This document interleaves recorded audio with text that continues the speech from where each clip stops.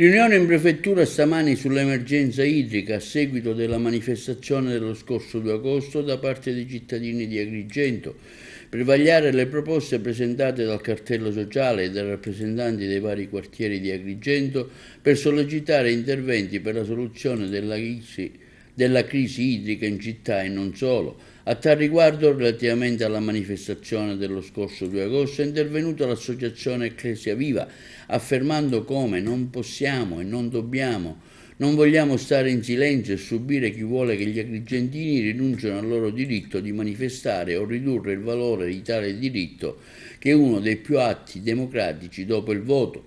La manifestazione dello scorso 2 agosto non è stata la richiesta di un pio desiderio di qualche goccia d'acqua, ma chiaramente la richiesta che chi in questi anni ha gestito la politica locale e regionale senza prevedere risposte strutturali alla crisi idrica ammetta il suo fallimento, ammetta le sue responsabilità e agisca di conseguenza.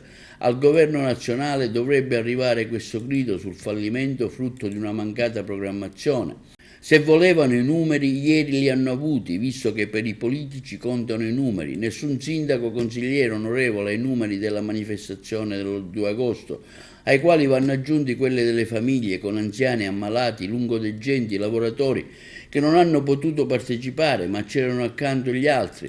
Per qualcuno è stata una sobillazione di popolo, perché questa volta il popolo c'era, perché il popolo è uscito dai circolini come dalle chiese e non è andato a mare.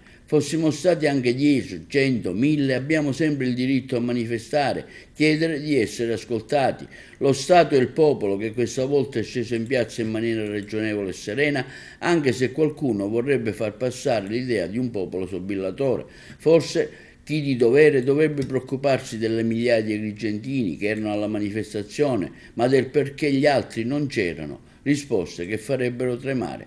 A conclusione, afferma l'associazione Ecclesia Viva, che arrivino le risposte che non siano il presidente, l'assessore o il dirigente regionale di turno nominati commissario di se stessi.